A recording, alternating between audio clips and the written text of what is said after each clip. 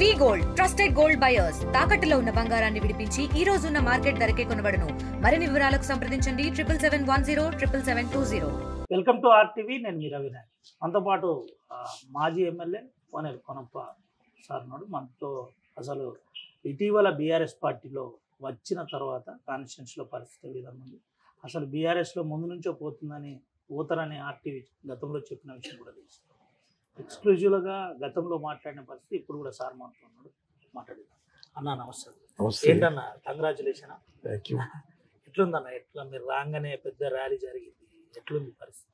అది ఎప్పుడు ఉండేదే కాదంటే కేసీఆర్ గారి బలం మరింత తోడైంది, అంతేగాని ప్రత్యేకంగా దానికంటే ఏం లేదు. నా అభిమానులు ఎట్లాగా ఉన్నారు, కేసీఆర్ గారి బలం కూడా కొత్త తోడైంది. దాంతో మరింత ఉత్సాహంగా ముందుకు పోతా ఉన్నాం. ఎట్లుందన్న? గ్రామాల నుండి మండలాల నుండి పెద్ద ఎత్తున మీద బాగుంది. కలుస్తున్నారు, మాట్లాడుతున్నారు. మొదటి నుంచి కూడా బాగుంది. ఇక్కడ పరిస్థితి మాకు అనుకూలంగా ఉంది. గ్రామాల్లో ఉత్సాహంగా ఉన్నారు. ఎందుకంటే మీరు వింటా ఉన్నారు, ఇవాళ బతుకమ్మ పండుగ సందర్భంగా కూడా ఆడబిడ్డలు డ్యాన్స్ చేస్తూ తమ ఆవేదన వ్యక్తం చేస్తూ ఉన్నారు. సారే రావాలి, కేసీఆరే రావాలి, గ్రామాల్లో కేసీఆర్ పరిపాలన కావాలని చెప్పి బతుకమ్మ పాటలు పాడుతూ కూడా ఆడబిడ్డలు తమ ఆవేదన వ్యక్తం చేస్తూ ఉన్నారు, సంతోషాన్ని వ్యక్తం చేస్తూ ఉన్నారు. ప్రజల మనసులో కేసీఆర్ చేసిన మంచి పనులు, అప్పుడు చేసిన అభివృద్ధి పనులే ఉన్నాయి. ఇవాళ కూడా చాలా చోట్ల ఆ అభివృద్ధి పనులు తప్పితే వేరే ఏమీ చేయలేదు. ఈ ప్రభుత్వం వచ్చిన 2 ఏళ్ల కాలంలో ప్రత్యేకంగా మా నియోజకవర్గంలో బీజేపీ ఎమ్మెల్యే ₹1 పని కూడా అభివృద్ధి చేయలేదు. ఈ రోజు వరకు ఒక సమస్య కూడా పరిష్కారం చేయలేదు. పరిష్కారం చేయకపోగా ఏదో గత 15 సంవత్సరాల నుంచి బస్సులు నడుస్తున్నాయో ఆ బస్సులు బంద్ అయిపోతే కూడా దానికి మనం ఎమ్మెల్యేగా నా బాధ్యత ఏంటని కూడా ఆలోచించకుండా బస్సులు బంద్ అయితే బంద్ కానీ అన్నట్టుగా బస్సులు బంద్ చేసి ఇలా చూస్తూ కూర్చున్నాడు. అదేవిధంగా సిర్పూర్ సోషల్ వెల్ఫేర్ రెసిడెన్షియల్ ఆ డార్మెంటరీ ఏదో కూలిపోతుందని చెప్పి ఆ విద్యార్థులందరూ తీసి కోరుట్ల, మెట్పల్లి ఈ జిల్లానే కాకుండా పక్క జిల్లాలకు పంపించారు. ఆ పిల్లల తల్లిదండ్రులు ఇలా ఒక్క బాధపడతలేరు. ఇలా ఇవన్నీ ఆయన నిర్వహించిన ఘనకార్యాలు. భాగ్యనగర్ ఎక్స్ప్రెస్ ప్యాసింజర్ ట్రైన్లు సమయానికి ఏనాడు రావు. పేద ప్రజలు నడిచే ట్రైన్లు ఒక్కరోజు కూడా సమయానికి రావు. ఆ ట్రైన్ల గురించి ఏనాడు మాట్లాడింది లేదు. ఒక వందే భారత్ వచ్చింది, మీ చిరకాల కోరిక నెరవేరింది అని ఆ వందే భారత్ ట్రైన్లు వచ్చినాయే 2 నెలల నుంచి ప్రారంభమైంది. వందే భారత్ అనేది వచ్చింది సంవత్సర కాలంలో ఈ నడుస్తుంది. ఈ సిర్పూర్ నుంచి మనకు సికింద్రాబాద్ నుంచి నాగ్పూర్కి ప్రత్యేకంగా వేసి 2 నెలలు అవుతూ ఉంది. దానికి చిరకాల కోరిక సిర్పూర్ పిల్లలు నెరవేరిందని పెట్టాడు. దాంట్లో ఎంతమంది ఎక్కుతారు, ఆ ట్రైన్ ఎంతమందికి లాభం అవుతూ ఉంది? నీకు డప్పు కొట్టే వర్గాలు ఏవైతే ఉన్నాయో, బీజేపీకి వంత పాడే వర్గాలు ఏవైతే ఉన్నాయో ఆ వర్గాలు తప్పితే వేరే ఎవరు కూడా పేదవాడు అనేవాడు దాంట్లో ఎక్కడ ఏదో కర్మగాలి పేదవాడు అవసరం వస్తే కర్మగాలి ఎవరన్నా తప్పని పరిస్థితి అయినప్పుడు ఎవరన్నా ఎక్కుతారేమో. కానీ ఇవాళ ఉన్న పరిస్థితిలో ₹1,200, ₹1,600, ₹800 పెట్టి ఎక్కాలంటే కూడా కష్టం. అంటే దానికి ఏదో మేము సాధించినాం, పగలు తీసినాం, ఆకాశాన్ని తీసుకొచ్చి కింద ప్రజలకు అందించినామని చెప్పి చెప్తా ఉన్నారు. ఇవన్నీ తప్పుడు ప్రచారాలు, బోగస్ ప్రచారాలు చేసుకుంటూ 2 సంవత్సరాల కాలయాపన చేశారు. ఈ నియోజకవర్గం మొత్తం ప్రజలు అల్లాడేలాగా చేసి వదిలిపెట్టారు. ఇది పరిస్థితి. ఏంటన్నా, అంటే చాలా కాలం గ్యాప్ తర్వాత, అంటే కొంత గ్యాప్ తర్వాత మీరు కేసీఆర్ని కలిసినారు. కేసీఆర్ మీ ఇద్దరి మధ్య సంభాషణ జరిగింది. అది ఏం సంభాషణ జరిగింది? ఏం పెద్ద సంభాషణ ఏం జరగల. సంభాషణ అంటూ పెద్దగా చెవులు కొరుక్కునేది, గుసగుసు చేసేది, రూమ్లో కూర్చునేది అటువంటివి జరగలేదు. అటువంటివి లేవు కూడా కదా. ఆ రూమ్లో కూర్చొని గుసగుసు చేసి నిర్ణయాలు తీసుకునే అటువంటి సంభాషణలు అక్కడ ఏం లేవు. అంత పెద్ద వ్యవహారాలు కూడా మాకు లేవు. జూబ్లీ హిల్స్ కాన్స్టిట్యున్సీ గెలుపు మీద అంత ప్రణాళిక జరిగింది. దాంట్లో కోనం పన్నతో కూడా ఒక చర్చ జరిగింది. అట్లా కాదు. ఏ పార్టీ అయినా ఎన్నికలు వచ్చినాయంటే వారి వ్యూహాలు వారికి ఉంటాయి. మా పార్టీ వ్యూహం మాది. దాంట్లో ఒక కార్యకర్తగా నన్ను కూడా ఉపయోగించుకుంటాను. నేను కూడా ప్రచారం చేస్తాను. గతంలో చేశాను నేను. గతంలో జూబ్లీ హిల్స్ని ఆనుకుని పక్కన అల్లాపూర్ అనే డివిజన్కి నేను ఇన్ఛార్జ్గా 2 పర్యాయాలు అక్కడ వరుసగా చేసుకుంటారు. ఆ కార్పొరేటర్ నేను గెలిపించే దాంట్లో ప్రముఖ పాత్ర పోషించాను. కాబట్టి ఆ ప్రాంతం నాకు పరిచయం ఉంది. కాబట్టి నన్ను కూడా వాడుకుంటారు కావచ్చు, నేను కూడా వెళ్తాను కావచ్చు అక్కడికి. అది వేరే అంశం. నేను అక్కడ వ్యూహం పన్ని అక్కడ ఏదో చేసి ఏదో కొంత ప్రచారం అదే జూబ్లీ హిల్స్ ఎన్నికల్లో కోనప్ప పాత్ర కీలకంగా ఉండబోతుంది. కొంత ఆడ పట్టుంది అనే ఒక ప్రచారం జరుగుతుంది. ఉంటే ఇప్పుడు పని చేస్తాం, పార్టీకి పని చేస్తాం, కానీ అక్కడ కీలకం కాదు, అక్కడ పట్టు ఉన్నని కూడా కాదు. కానీ పార్టీ చెప్పినప్పుడు ఏ రంగా నాకు ఎక్కడ బాధ్యత అప్పు చెప్పినా అక్కడ పోయి అక్కడ గెలుపు కోసం నా ప్రయత్నం చేస్తాను. నిన్న దిగంగానే ఏ వర్గం లేదు, ఓన్లీ కేసీఆర్ వర్గం. ఎట్లా చూడొచ్చు అన్న? ఏం ఉద్దేశించి మాట్లాడినరు? మీకు ఆర్ఎస్ ప్రవీణ్ కుమార్ మధ్య సయోధ్య కుదిరినట్టునా? నాకు మీలాంటి విలేకరు గారే కలిశారు. కలిసి వారు క్వశ్చన్ వేశారు. మరి ఇక్కడ వర్గాలన్నీ అయిపోయినాయా ఇదా అని మరి వారికి ఉన్న అనుమానాన్ని వ్యక్తం చేశారు. చేసినప్పుడు నేను చెప్పాను, ఇక్కడ వర్గాలు అంటూ ఏం లేవండి, కేసీఆర్ వర్గం, కేసీఆరే మాకు నాయకుడు, ఆ వర్గం అంటూ ఏం లేదని చెప్పినాను. నాకు కూడా ఇక్కడ వర్గాలు ఉన్నట్టు నాకు కనపడతలేదు. ఇప్పుడు ఎవరెవరి గురించి నేను కామెంట్ చేయటం కూడా మంచిది కాదు. నేను ఒకటని అది ఇంకో రకంగా పోయి అది అంత నాకు అవసరం లేదు. నేను ప్రజల మనిషిని. ప్రజల సమస్య ఏముంది, ఏ రోడ్డుకి గుంటలు పడి ఎక్కడ ప్రజలకు ఇబ్బంది అవుతూ ఉంది, యూరియా కోసం వచ్చి రైతులు ఇబ్బంది పడుతూ ఉన్నారు, యూరియా కోసం వచ్చి రైతులు లైన్లో నిలబడితే వీళ్ళు పొద్దున నుంచి సాయంత్రం దాకా నిలబడుతున్నారు, ఇబ్బంది అవుతుందని వాళ్ళకు ఒక గిన్నెడు అన్నం వండి పట్టుకెళ్ళి వాళ్ళకి అన్నం పెట్టి వాళ్ళ ఆకలి తెచ్చినారు. నా కార్యక్రమం అది. ప్రజలకి ఎక్కడనైనా అవసరం అవుతానో చూసుకుంటూ ఉంటాను. నా కార్యకర్తలు కానీ నేను కానీ ఇవాళ 6 సెంటర్ల లోపల మా ముఖ్య నాయకులు కానీ మా కార్యకర్తలు కానీ వారు స్వయంగా వంట చేసి తీసుకెళ్ళి లైన్లో ఉన్న రైతులందరికీ భోజనం అందించి వారికి దండం పెట్టి వచ్చినారు. ఇది మా కార్యకర్తలకున్న చిత్తశుద్ధి, మా నాయకులకున్న చిత్తశుద్ధి. అక్కడ గమనించారు, రైతులు లైన్లో నిలబడి ఛాయ్ కూడా తాగకుండా ఆ పొద్దున 6 గంటలకు వచ్చి అల్లాడుతూ ఉన్నారని చెప్పి ఆ సమస్యను గమనించి మా వాళ్ళు అందుబాటులోకి వచ్చేసారు. వాళ్ళు స్వయంగా చాలా చోట్ల బియ్యం వాళ్ళే కలెక్ట్ చేశారు, వాళ్ళే ఉండేరు, నా పేరు చెప్పినారు, కానీ అందరూ కష్టపడి వాళ్ళే పెట్టారు. ఇది నాకు ఈ నియోజకవర్గంలో ఉన్నటువంటి నా మీద ఉన్న అభిమానం. రైతులు నేనేదైతే సేవ చేయాలని అంటానో అదే సేవని రైతులు మా కార్యకర్తలు కూడా చేసి చూపించారు.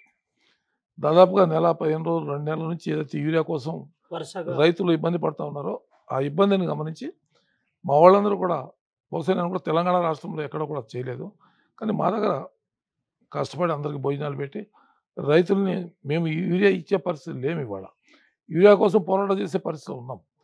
యూరియా ఇవ్వాలని చెప్పి డిమాండ్ చేసే దాంట్లో ఉన్నాం. అందరికంటే మొట్టమొదటిగా 2 నెలల నేను పోయి కలెక్టర్కి లెటర్ ఇచ్చినాను.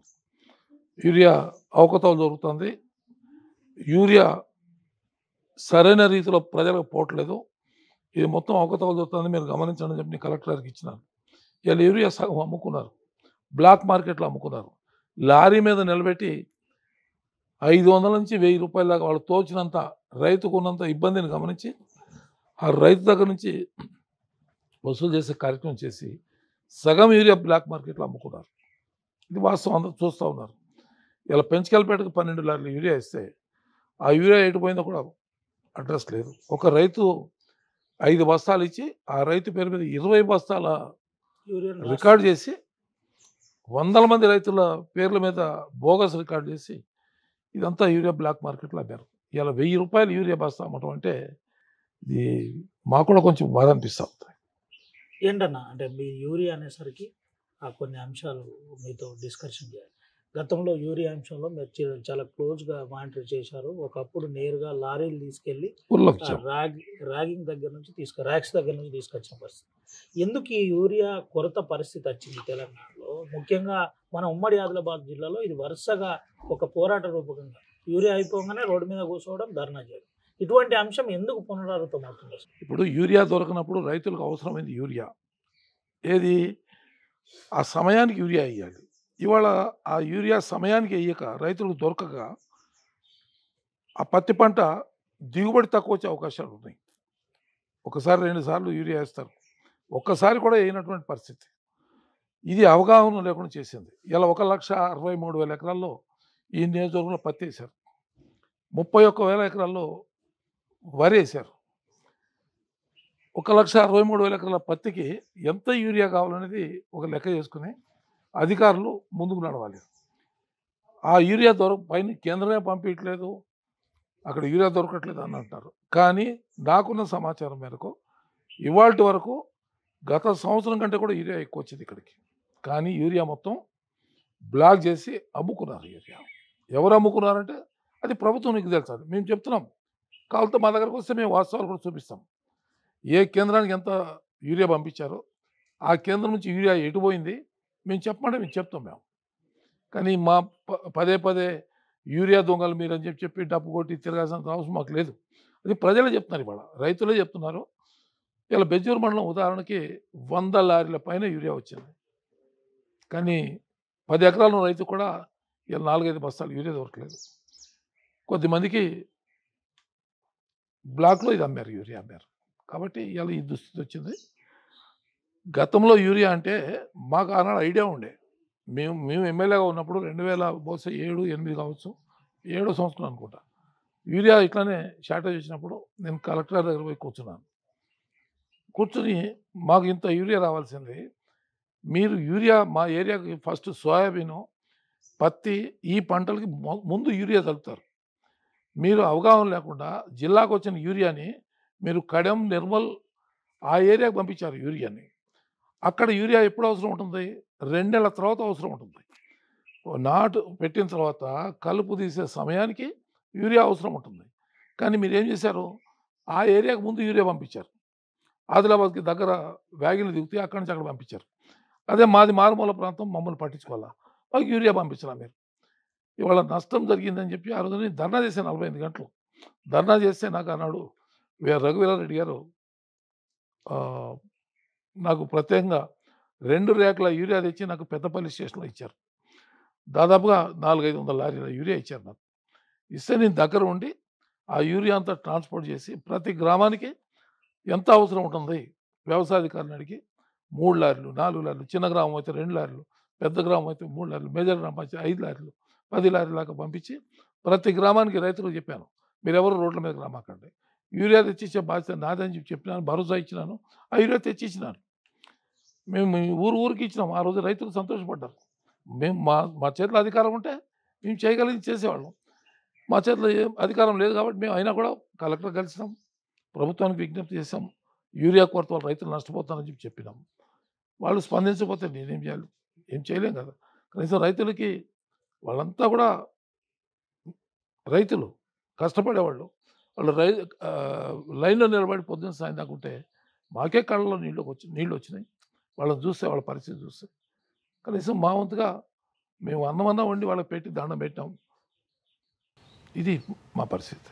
బీఆర్ఎస్ పార్టీలో మీరు జాయిన్ అయిన తర్వాత మళ్ళీ అన్ని గ్రూపుల్లో, సోషల్ మీడియాలో ఎటు చూసినా కోనప్ప ఫోటోలు, వీడియోలు వైరల్ అయిన అంటే ఎట్లుంది ఆ రెస్పాన్స్? మీకు ఎన్ని ఫోన్లు వచ్చినాయి? నా ఫోటోలు, నా వార్తలు వైరల్ చేసిన అందరికీ 2 చేతులు జోడించి హృదయపూర్వక ధన్యవాదాలు చెప్తా ఉన్నాను. నేను ప్రజల్లో ఉన్నానండి. మాకు కూడా ఇక్కడ 60,000 ఓట్లు వచ్చినాయి. ఇప్పుడు అది ఇంకా పరిస్థితి చాలా మారిపోయిందని చెప్పి నేను అనుకుంటా ఉన్నాను. రాబోయే రోజుల్లో పార్టీకి మరింత మేలు జరుగుతుందని నేను ఆశిస్తా ఉన్నాను. కాంగ్రెస్ పార్టీ నుండి బీఆర్ఎస్లో మళ్ళీ జాయిన్ అయ్యే ముందు ఏమన్నా ఫోన్లు చేసి ఆపే ప్రయత్నం కాంగ్రెస్ వాళ్ళు ప్రయత్నం చేసిందేమో? ఇక అన్నీ చెప్తే బాగోదు. సరే, వాళ్ళ పార్టీలో వాళ్ళు, వాళ్ళ కథ, వాళ్ళ రాజకీయం, వాళ్ళు ప్రతి పార్టీ కూడా అడుగుతుంది కదా, ఎందుకు పోతున్నావు నువ్వు వద్దు అని ఉండమని చెప్పి ఎవరన్నా ప్రయత్నం చేస్తారు, అడుగుతారు, చెప్తారు. ఇప్పుడు నేను ప్రయత్నం చేశాను నా కోసం అంటే ఇంకొక సిపాయి బయలుదేరుతాడు పొద్దున్నే, "ఏయ్ ఆయన ఎవరు అడిగాడు, ఆయన చేత కదా ఆయనతో ఏంది" అని చెప్పి ఇంకోటి మాట్లాడతారు. కాబట్టి ఆ కాంట్రవర్సీలు వద్దిగా వాళ్ళు ఉన్నాము, 2 నెలలు ఉన్నాము ఆ పార్టీలో, మాకు ఎంత విలువ ఇచ్చిందో ఎంత గౌరవం ఇచ్చిందో అది మా కడుపులో పెట్టుకున్నాము. చాలా సంతోషం. మేము చేసిన 63,000 ఓట్లు వేయించిన దానికి వాళ్ళు చేసిన గౌరవం కూడా మనసులో ఉంది మాకు. చాలు వాళ్ళు చేసిన మేలు, ఈ నియోజకవర్గానికి మేలు చేయమని పదే పదే కోరినాం. వాళ్ళకి నియోజకవర్గం మేలు కానీ కొన్ని ఇంకోటి కానీ వాళ్ళకి అవసరం లేదు. వాళ్ళకి కావాలా గ్రూప్ తగాదాలు, ఎవరిని ఏ రకంగా బురద పూయాలా, మన అపోజిషన్ వాడితో చెప్పి మా మీద బురద పూపించే కార్యక్రమం. ఇప్పుడు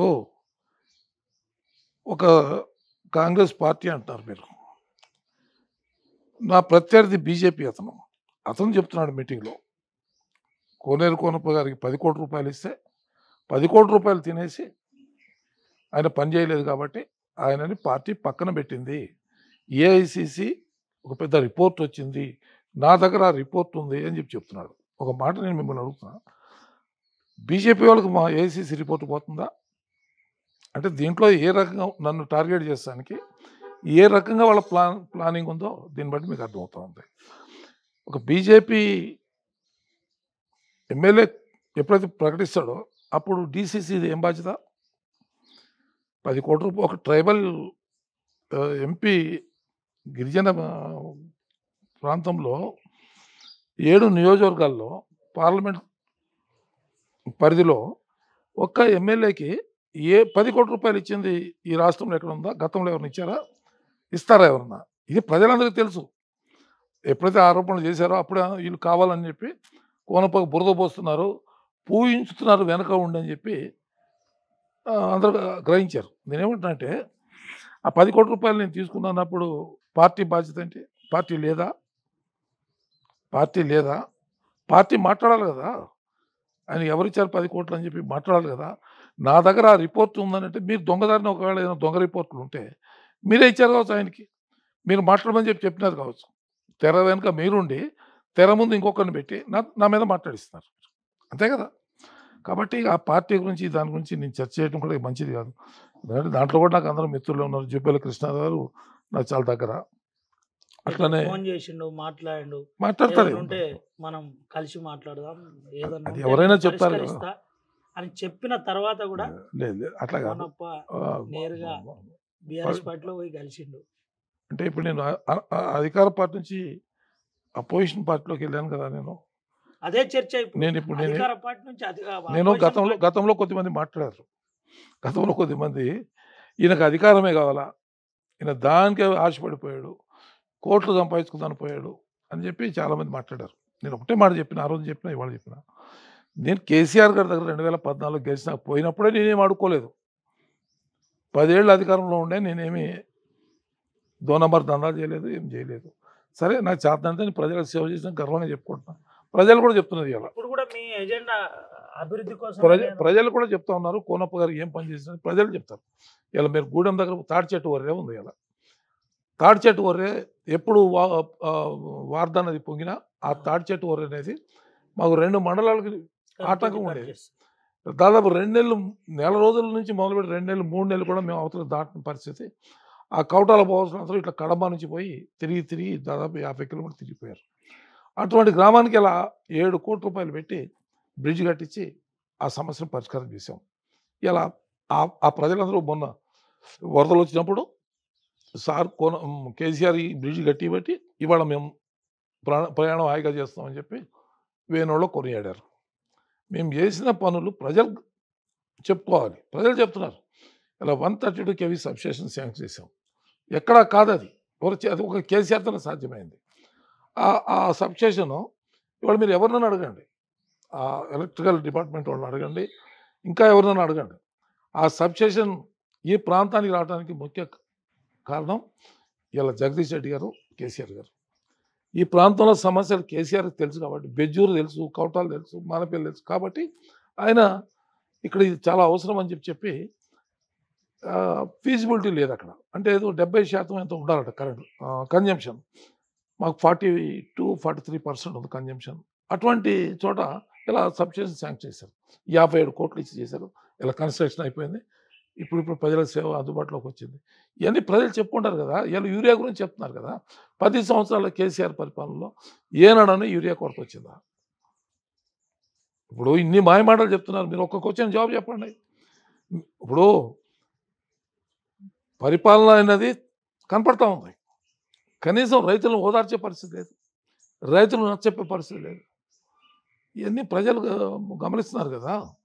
మేము ఏం డెవలప్ చేసినామో, ఏం చేయలేదు, ఏం చేసినామో అనేది పొంకానుగా ప్రజలు చెప్పుకుంటా ఉంటారు. టీఆర్ఎస్ పార్టీలో మీరు చేరడానికి జగదీష్ రెడ్డి పాత్ర ఏంటి? మాజీ ముఖ్యమంత్రి కేసీఆర్. జగదీష్ రెడ్డి గారు ఈ ప్రాంతంలో ఇన్ఛార్జ్గా ఉన్నారు. తెలియదు చాలామందికి. ఆయన ఉద్యమకారుడు. ఆయన పెంచకల్పేటలో నివాసం ఉండి 2009 నుంచి ఆయన పెంచకల్పేటకి అనుబంధం ఉంది ఆయనకి. వారు అక్కడ వారు కుటుంబ సమేతంగా అక్కడ వచ్చి నివాసం ఉన్నారు. అక్కడ ఉండి తెలంగాణ ఉద్యమంలో పాల్గొంటున్నారు. అప్పుడు జరిగిన ఉప ఎన్నికల్లో మేము కాంగ్రెస్ పార్టీ నుంచి పోటీ చేసాం. వారు టీఆర్ఎస్ నుంచి ఉన్నారు. వారు ఈ ప్రాంతంలో ప్రచారం చేశారు. అట్లా జగదీష్ రెడ్డి గారు మా నియోజకవర్గానికి సుపరిచితులు కావచ్చు. ఆయన మాట్లాడతారు నాతోని.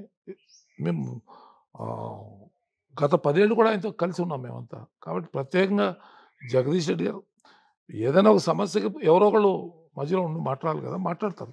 క్లియర్ అయిపోయినట్టేనా ప్రవీణ్ కుమార్ మీ మధ్య ఈ టికెట్ వారు ఒక ఫుల్ స్టాప్ పడ్డట్టేనా? టికెట్లు ఇంకా 3 సంవత్సరాలు ఉన్నాయి.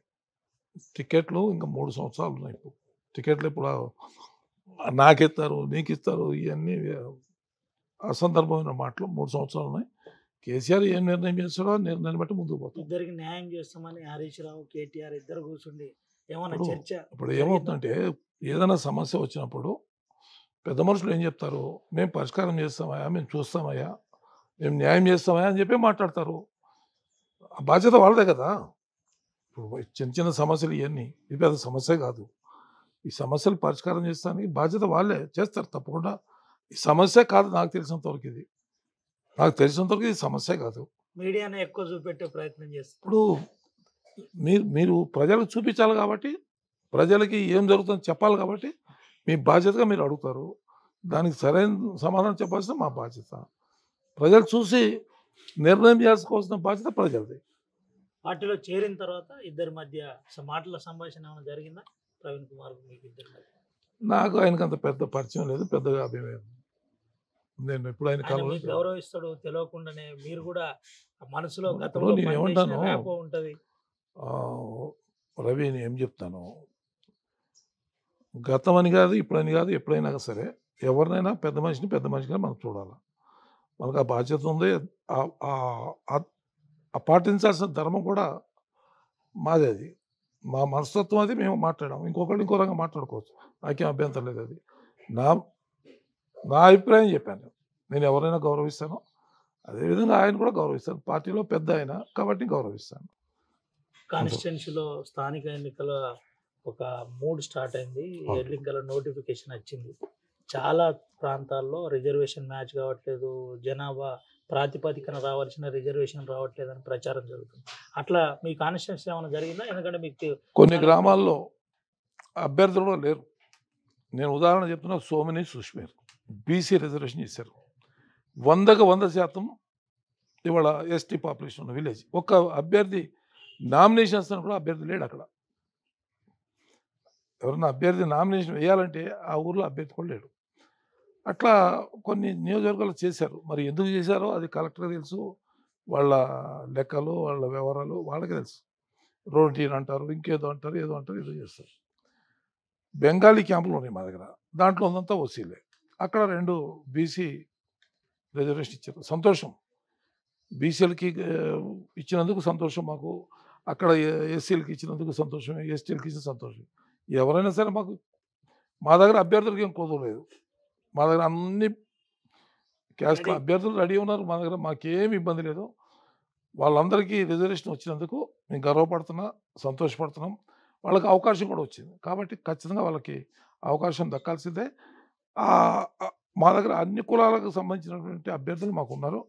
మాకేమి ఇబ్బంది లేదు. మేము చక్కగా ప్రశాంతంగా ఎన్నికలకు పోతాం. మేము గతంలో చేసింది చెప్తాం. జరుగుతున్న అన్యాయం చెప్తాం, ఇలా పోడు భూముల సమస్యలో ఎట్లా ఇబ్బంది పెడతారో చెప్తాం. ఇందిరమ్మ ఇల్లు ఇచ్చారు, 3 ఇళ్ళు ఇచ్చారు ఆగురుగూడెం అనే విలేజ్లో, ఆగురుగూడ పెంచుకల్పేట మండలంలో 3 ఇళ్ళు ఇచ్చి ఇంటీరియర్ విలేజ్ ఒక్క ఇల్లు కట్టుకుంటే వాడిని పట్టుకొచ్చి ఫారెస్ట్ ఆఫీస్లో కేసు పెట్టారు.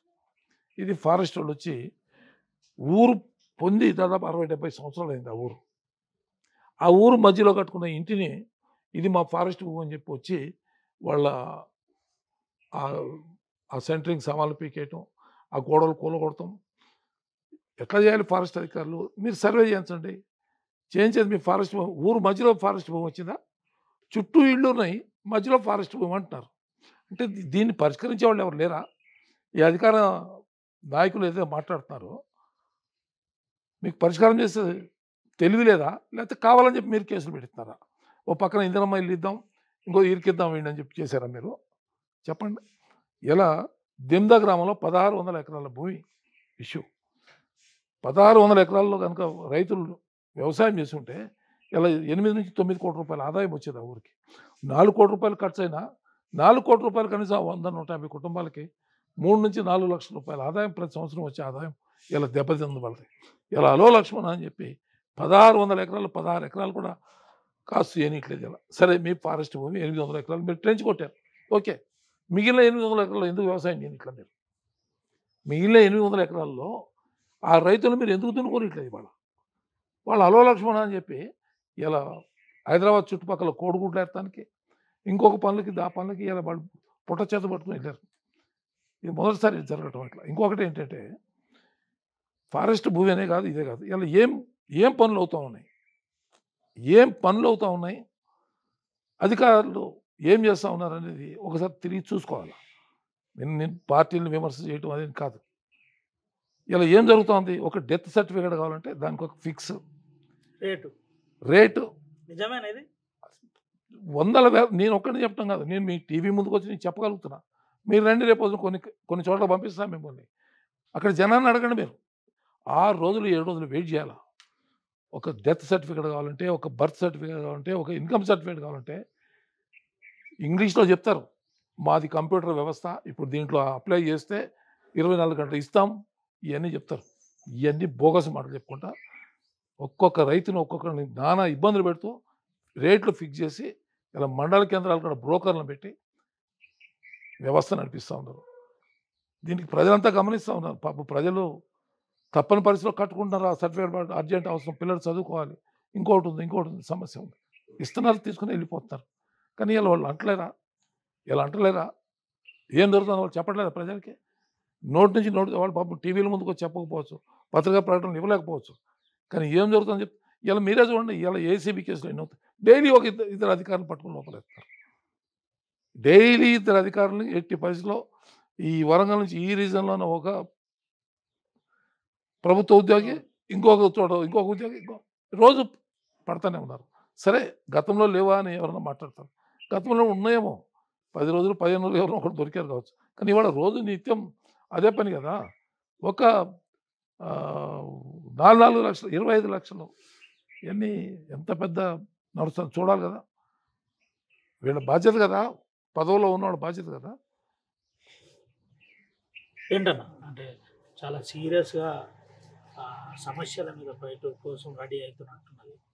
ఏ అంశాల మీద కోనేరు కోన ఫైట్ చేయబోతున్నాడు? ముఖ్యంగా ఆ యూరియా లాంటి అంశం నుండి మొదలుకొని ఏ అంశాల మీద మీ ఆలోచన కానీ మీ ఉద్యమ కార్యాచరణ కానీ ఎట్లుండబోతుంది? ప్రభుత్వంలో ఉన్నోళ్ళకి ప్రజలకి మేము ఏం పని చేయాలని ఆలోచించినప్పుడు ప్రతిపక్షానికి ఏం అవకాశం రాదు. ఇవాళ కర్జల్లి నుంచి అప్ టు గూడెం వరకు రోడ్డు బొందలు పడిపోయి ప్రజలు నానా ఇబ్బందులు పడుతూ ఉన్నారు. ప్రజలు వాళ్ళు కూడా నాకు కూడా ఓట్లేశారు, ఇంకో పార్టీకి వేశారు, అందరికీ వేశారు. సరే, నా వంతుగా నేను చేస్తా అని చెప్పి నేను వెళ్ళాను. జూలై 5వ తారీఖు వరకు డెడ్ లైన్ ఇచ్చినాను. అటు ఎమ్మెల్యేకి, అటు ఎమ్మెల్సీకి, అటు ప్రభుత్వానికి. జూలై 5వ తారీఖు కనుక మీకు ఆ రోడ్డు మీరు రిపేర్ చేసి జనానికి ఇబ్బంది కాకుండా చేయండి అని చెప్పి నేను అడిగినాను. అక్కడ ప్రజలు కూడా అదే స్టేట్మెంట్ ఇచ్చారు. మేము 6వ తారీఖు నాడు కొన్ని లారీలు మనుషులను తీసుకుని మేము స్పాట్ మీదకి వెళ్ళాం పనిచేస్తానికి. ఆ 12-13 కిలోమీటర్ల రోడ్డుని బాగు చేసి కనీసం మరమ్మతులు చేసి మనం ఆ రోడ్డుని అంబులెన్స్ బస్సు నడిచేట్టు చేద్దామని చెప్పి వెళ్ళాం. వెళ్తే ఎమ్మెల్యే గారు పెద్ద ప్రకటన ఇచ్చాడు. నేను ₹1,00,00,000 మంజూరు చేస్తాను ఆ రోడ్డుకి, వీళ్ళందరూ కూడా పొలిటికల్ డ్రామా చేస్తున్నారు అన్నాడు. మేమేమన్నామంటే సరే మాకు తెలియక పొరపాటు చేసాం కావచ్చు, మాకు తెలియక మేము పొరపాటు చేసాం కావచ్చు, నువ్వు తెలివిమంతుడివి, నీకు ఇంగ్లీష్ వస్తుంది, ఎందుకంటే పార్లమెంట్లో చట్టం చేసి బీసీలకి నేను పట్టాలు ఇప్పిస్తానంత ప్రజ్ఞాశీలివి నువ్వు, నేను ముసలోడు అయిపోయినా ఆయన పడుసోడు అయిపోయినా అని చెప్పిన ప్రజ్ఞాశీలి ఆయన. కాబట్టి నేను అసమర్థుడిని, ఆయన సమర్థుడు అని చెప్పినటువంటి వ్యక్తి. నేను పని చేయకపోతే నేను పురుషోత్తరకే పుట్టానని అంత గొప్పగా ఛాలెంజ్ చేసిన వ్యక్తి ఆయన. నేను అట్లా ఎప్పుడు చేయలేకపోయినా. నేను చాలా విషయాలు ఆయన చూసి నేర్చుకోవాల్సిన అవసరం కూడా ఉంది అనిపిస్తూ ఉంది నాకు. అయితే వాళ్ళకి ఆ రోడ్లు అవన్నీ సమస్యలు పరిష్కారం చేసే ఆలోచన ఉంటుంటే మా దాకా రాదు ఈ సమస్య. మేము 10 ఏళ్ళు ఎమ్మెల్యేగా ఉన్నాము. ఎప్పుడైనా రోడ్డు గుంటలు పడితే అప్పుడే మేము గుంటలు పూడ్చాం, బస్సులు నడిపించాం. మేమేనాడు సమస్యని ఉన్నది వదిలిపెట్టాలి. నేను ఉదాహరణ చెప్తా. 40 బస్తాలు 50 బస్తాలు సిమెంట్ పెట్టి రోడ్డు కలవట్లు బాగు చేసినామండి మేము. కుంచివల్లి నుంచి చంద్రపల్లి పోయే దగ్గర రోడ్ డ్యామ్ మా దగ్గర అప్పుడు ఆనాడు డబ్బు లేక ఆ పాతకాలంలో అయితే రోడ్ డ్యామ్ చప్టాలు కట్టినారో ఆ చప్టాలన్నీ కూడా ఇప్పుడు కూలిపోయినాయి. కూలిపోయినప్పుడు టెంపరీగా రిపేర్ చేయడం కోసం మేము సొంతంగా ఆ రోజు మా మండల ప్రెసిడెంట్ పెట్టి సంతోష్ గౌడ్ని పెట్టి మేము పని చేయించాం. అక్కడ గవర్నమెంట్ కోసం ఎదురు చూడాల, ఎమ్మెల్యే ఫండ్ ఇవ్వాల. మేము ముందు రోడ్డు చేసినాం, జనానికి ఇబ్బంది కూడా. అట్లనే సోమ్నిలో కూడా ఒక రోడ్డు చప్టా కూలిపోయింది. కూలిపోతే కూడా మేము సొంతంగా డబ్బులు పెట్టి ఎమ్మటే దాన్ని రిపేర్ చేసి జనానికి ఇబ్బంది కాకుండా చేసాం. మా పరిధిలో ఏదైతే సమస్యలు ఆనాడు ఉన్నాయో అవి మేము ఎమ్మటెమ్మటే పరిష్కారం చేసాం మేము. మరి మీ కళ్ళ ముందే ఉంది, ఎంతో దూరం కాదు ఇక్కడ బట్టిపల్లి రోడ్డు. నేను 2016లో ఆ రోడ్డు టెండర్ డబ్బు శాంక్షన్ చేసి టెండర్లు పెట్టించాను, చేశాను. కోర్టు పోయి ఆపారు. కోర్టు పంపించింది కూడా మహానుభావులే. దగ్గరుండి ఆ రైతును మేము నచ్చజెప్పినాం. రైతుకి ఏం చెప్పినాము, నీకు ₹2,00,000 డబ్బు మేము కాంట్రాక్టర్ చెప్పి నీకు ఇప్పిస్తాను, నువ్వు ఒక 300 మీటర్లు మాత్రం రోడ్డు వేస్తారు, ఆల్రెడీ రోడ్డు ఉంది, కొంచెం పక్కన నువ్వు అనుమతిస్తే వైండింగ్ చేస్తాం, లేకపోతే ఉన్న రోడ్డు చేసుకుంటాం అన్నాం. నేను ₹2,00,000 ఆ కాంట్రాక్టర్ చెప్పి డబ్బు ఇప్పిస్తా అని చెప్పిన. అతను ఒప్పుకునే దశకు వస్తే అతను పిలిచి నీకు 20 లక్షలు వస్తాయి, నువ్వు ఎందుకు ఒప్పుకుంటావు అని చెప్పి అతను మాయ మాటలు చెప్పి ఒప్పించారు. కోర్టుకు వెళ్ళి స్టే తెచ్చారు, రోడ్డు కాకుండా ఆపారు. సరే ఆ 400 మీటర్లు ఆపి తత్మా రోడ్డు మొత్తం నుంచి కంప్లీట్ చేసినాను. ఇప్పుడు ఆ 400 మీటర్లు నేను ఉన్నంతకాలం అప్పుడు గుంటలు పడితే దానికి ఇంత మరమ్మతులు చేసి ఎవరికి ఇబ్బంది కాకుండా చేసినాను. ఇప్పుడు ఏమైంది, 2 సంవత్సరాల నుంచి 2 తట్లు మట్టిపోయిన దాని మీద, అది మోకాళ్ళతో బురద పెరిగిపోయి ఇలా ఒక 20-25 వేల మంది ప్రజలు నడిచే రోడ్డు అది. అవతల దాదాపు దైగా మండలం దాదాపు 30-40 వేల మందికి ఉపయోగపడే రోడ్డు అది. ఆ రోడ్డుని గబ్బట్టించే వరకు ఇలా జనం తిరుగుబాటు చేసి అక్కడ ఉన్న యూత్ అంతా కూడా అందెల్లి బట్పల్లి యూత్ అంతా కూడా తిరుగుబాటు చేసి వాళ్ళు నానా నిరసన వ్యక్తం చేయడం. కలెక్టరు డిఎస్పీ గారు అందరూ పోయి వాళ్ళకి నచ్చ చెప్పడం జరిగింది. ఆ సందర్భంలో నా దగ్గరికి వచ్చి వాళ్ళందరూ కూడా అడిగారు. అడిగితే వాళ్ళకి చెప్పిన, ఇది ఈ సంవత్సరం ఏప్రిల్ 10వ తారీఖు నాడు హైకోర్టు స్టే ఎత్తేసి ఏదైతే రోడ్డు ఉందో గతంలో ఆ రోడ్డును కంటిన్యూ చేసుకోండి అని చెప్పి వాళ్ళు ఆర్డర్ ఇచ్చారు. ఆర్డర్ ఇచ్చినప్పుడు 3 నెలల కాలం ఉంది. వీళ్ళకి చిత్తశుద్ధి కనుక ఉండుంటే ఏప్రిల్, మే, జూన్ 3 నెలల లోపల 300-400 మీటర్ల రోడ్డు మీరు పూర్తి చేయలేరా? మీకు చిత్తశుద్ధి ఉందా అసలు? ఆనాడు నేను ఉన్నప్పుడు ఒక్క వర్షానికి పోయి నాటు పెట్టారు. మరి రోడ్లు కోసుకుంటానికి పోవాలి కదా ఇప్పుడు. అది మీ తెలివి. సరే అక్కడ యూత్ పిల్లలందరూ నాకు వచ్చారు. సరే ఎవరు పట్టించుకోరు, మీరు నాకు చేయండి, పిల్లలు బడికి పోతాను కూడా బాగా ఇబ్బంది పడుతున్నారని వస్తే మీరందరూ శ్రమదానం చేస్తే నేను వస్తా బిడ్డ అని చెప్పిన వాళ్ళు ఉత్సాహంగా ముందుకు వచ్చారు. నేను పోయినా నిలబడినా, దానికి కావాల్సిన మెటీరియల్ తీసుకుపోయినా మేమంతా నిలబడ్డాం, మా నాయకులు నిలబడ్డారు. ఆ రోడ్డు బ్రహ్మాండంగా చేస్తాం. మేము ఆ రోడ్డు పూర్తి చేస్తామంటే జనం జేజేలు పలికారు. ఆ రోడ్డు పనిచేసే కార్మికులకి ఆ రోడ్డు ఎమ్మడి పోయేటోళ్ళందరూ కూడా మిఠాయిలు తీసుకొచ్చి ఆ కార్మికులందరికీ పని వాళ్ళకి మా కార్యకర్తలకి మిఠాయిలు పెట్టి సంబరాలు జరుపుకున్నారు అక్కడ. అది పరిస్థితి. మా చిత్తశుద్ధి అది. మేము ఎక్కడ సమస్య ఉంటే మేము అక్కడికి పోతాం, పని చేస్తాం. మేము ప్రజలుగా సేవ చేసేవాళ్ళం. మాకేమి మంత్రి పదవులు వస్తాయో, లేకపోతే ఇంకెక్కడికి పోతామో, ఢిల్లీకి పోతామో, మెడికల్ కాలేజీలు పెట్టించుకుందామో, లేకపోతే ఇంకా మెడికల్ కాలేజీలు వాటాలు తీసుకుందామో, ఇటువంటి ఆలోచనలు మాకు లేవు. మాది ఎంతసేపు ఒక జొన్నలు ఎప్పుడు పండుతాయి, జొన్నలు ఎప్పుడు కొందాం, బియ్యం ఎప్పుడు పండుతాయి, ప్రజలకు అన్నం ఎప్పుడు పెడదాం, అంబలు ఎప్పుడు పోద్దాం, ప్రజలకు సేవ చేద్దామనే ఆలోచన మాది, మా కార్యకర్తలు. చివరిగా ఒక 2 క్వశ్చన్స్ అడుగుతాను, చెప్పండి, అడిగి చెప్పండి. క్లోజ్ చేస్తాను. ఏంటన్నా, మీరు బీఆర్ఎస్ పార్టీలో పోయిన తర్వాత ఇంకొంతమందిని బీఆర్ఎస్ పార్టీలో తీసుకుపోవడానికి ఒక ప్రణాళిక నడుస్తుందని చెప్తున్నారు. మన జిల్లా నుంచి మీ దగ్గర వ్యక్తి ఐక్యరెడ్డి కూడా ఉంటాడా దాంట్లో? నేనేమంటానంటే ఎవరి రాజకీయ పరిణామాలు, ఆ ప్రాంత ప్రజల మీ అవసరాలు, ఇద్దరి మధ్య మంచి ఉంటుంది సంబంధాలు కదా, ఉంటాయి. ఆయన నేను ఆనాటి నుంచి కూడా ఆయన్ని పెద్ద మనిషిగా గౌరవించాను. నాకు ఈ జిల్లాలో నాకు పెద్ద మనిషి ఆయనే. సరే, మా మధ్య కొంత దూరం. ఫారెస్ట్ ఇష్యూస్ దూరం. అప్పుడు మేము దూరమైన వాటి వాస్తవమే. అయినా కూడా మేమేం మాట అనుకోలేదు. ఆయన అనలేదు, నేను అనలేదు. మేము ఆయన గౌరవిస్తాం, ఇప్పుడు కూడా గౌరవిస్తాం ఆయన్ని. ఒకటేంటంటే ఆయన రాజకీయ పరిణామాలు అక్కడ ఏం అవసరం ఉందో ఏంటో, ఆయన సాధక బాధకాలు ఆయనకి తెలుసు, నాకు తెలియదు కదా. ఆయన ఏ పరిస్థితిలో ఉన్నారో, ఆయన రాజకీయం ఏ పరిస్థితిలో ఉందో అక్కడ వారికి తెలుసు, నాకు తెలియదు. నా దగ్గర నా పరిస్థితి, నేను మీకు కూడా తెలుసు, 8 నెలల నుంచి నేను స్వతంత్ర అభ్యర్థిగానే చెప్పుకుంటూ వచ్చాను. నేను ఇండిపెండెంట్గానే ఉంటానని చెప్పుకుంటూ వచ్చినాను. ఇప్పుడున్న పరిస్థితిలో కొంత మాకు మంచిగా అనిపించింది, మాకు కూడా కొంత గౌరవం ఉందని అనిపించింది. అప్పుడు మాకు గౌరవం ఇవ్వలేదు, మాకు అని చెప్పి బాధపడ్డాం. ఇప్పుడు మాకు కొంచెం గౌరవం లభించింది, మేము వెళ్ళాం. అట్లాగే వారికి ఏదైనా పరిస్థితులు మారితే, వారు ఇంకేదైనా అయితే అక్కడ వారి ఇష్టం. అది నేను చెప్పినంత మాత్రం ఆయన రాడు కదా. అక్కడ వారు కూడా సమస్య పరిష్కారం లేకపోతే రాజకీయ పరిష్కారం అని ఉంటే వారు నిర్ణయం తీసుకోవచ్చు. దానికి నా ప్రమేయం ఏం లేదు. ఎట్లుంది పార్టీలో గర్వాపసి నినాదం కావచ్చు, ఇటువంటి ఆపరేషన్ కావచ్చు, ఏమన్నా ప్రణాళిక సిద్ధం చేశారా? మాకు అసలు గర్వాపసి కనపడతలేదు. మాకేం ప్రణాళిక లేవు. మేము వెళ్ళాము, మమ్మల్ని గౌరవంగా ఆహ్వానించారు. కేటీఆర్ గారు, హరీష్ రావు అందరూ కూడా గౌరవంగా ఆహ్వానించారు. సంతోషం అనిపించింది. టికెట్ అంశం ఏడ చర్చ మాకు రాలేదు? ఒకటి ఏంటంటే, ఈ పార్టీలో స్వతంత్రంగా ఏదైతే నేను మాట్లాడగలను, కాంగ్రెస్ పార్టీలో మాట్లాడలేకపోయినాను. వాస్తవం చెప్పాలంటే వాళ్ళ సమస్యలు చెప్పుకున్నాం, కానీ సాధక బాధకాలు ఇవన్నీ చెప్పుకుంటే వినేవాళ్ళు వీళ్ళే.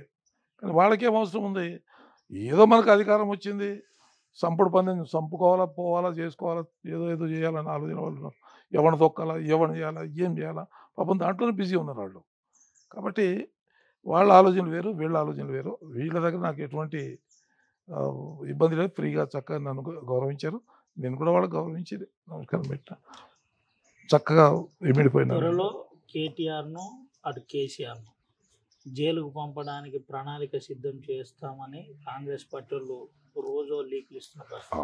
అటువంటి పార్టీలో మీరు మళ్ళీ బీఆర్ఎస్ ఈ టైంలో ఏమన్నా కన్ఫ్యూజన్ ఉందా, క్లారిటీ ఉందా?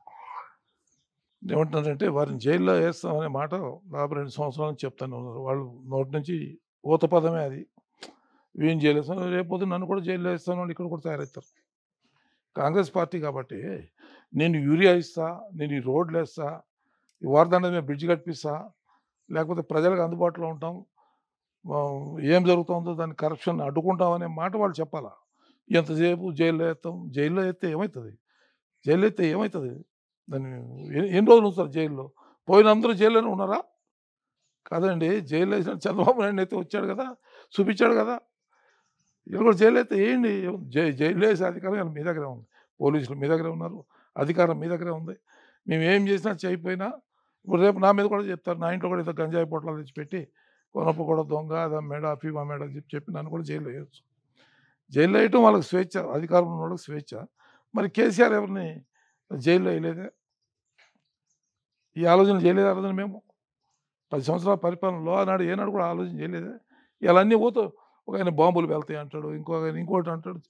వాళ్ళ ఇష్టం వాళ్ళు. నేను ఏమంటున్నా అంటే వాళ్ళకు ఒక సలహా ఇస్తాను. నేను కూడా కాంగ్రెస్ పార్టీలో పెద్ద మనుషులు అందరూ కలిసిన వాళ్ళు, తిరిగిన వాళ్ళే. నేను ఒక సలహా ఏమి ఇస్తున్నా అంటే, పరిపాలన మీద దృష్టి పెట్టండి, పరిపాలన మీద దృష్టి పెట్టండి. పోయిన సంవత్సరం కంటే యూరియా ఎక్కువ ఇచ్చారు ఈ సంవత్సరం. నేను ఒకటే లాజిక్ చెప్తున్నా, ఎక్కువ ఇచ్చారు సిర్పూర్ తాలూకాకి. కానీ మీరు ఎక్కడ ఫెయిల్ అయ్యారు? మీరు ఎక్కడ మీ అడ్మినిస్ట్రేషన్ సరిగ్గా లేక మీరు ఫెయిల్ అయ్యారు. దాని మీద దృష్టి పెట్టండి. రైతులకు సేవ చేయండి, పోయి ప్రజలకు సేవ చేయండి. ఆ గుంట్ల పడిన రోడ్ల కింద మట్టిపోయండి, బస్సుల బాట్ల గ్రామాలకి అవి కాపాడండి.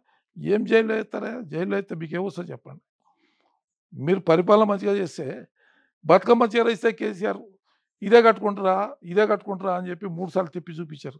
మరి మీది ఎటుపోయా చీర? మీ చీర ఎటుపోయా? దాని మీద దృష్టి పెట్టండి. కేసీఆర్ని ఏం జైల్లో వేస్తారు? మీరు చీర కట్టండి ఆడబిడ్డకి. పండగకి ఆడబిడ్డ సంతోషపడతాయా తెలంగాణ బిడ్డ? వాళ్ళకి చీర కట్టండి మీరు.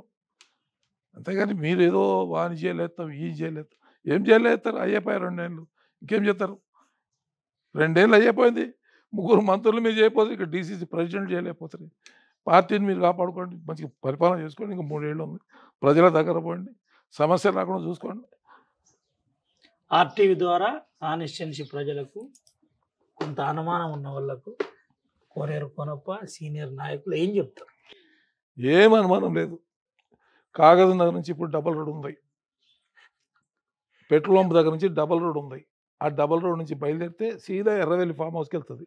డబల్ రోడ్ కుల్లా ఉన్నది. ఎక్కడ అభ్యంతరాలు లేవు, ఎక్కడ స్పీడ్ బ్రేకర్లు లేవు.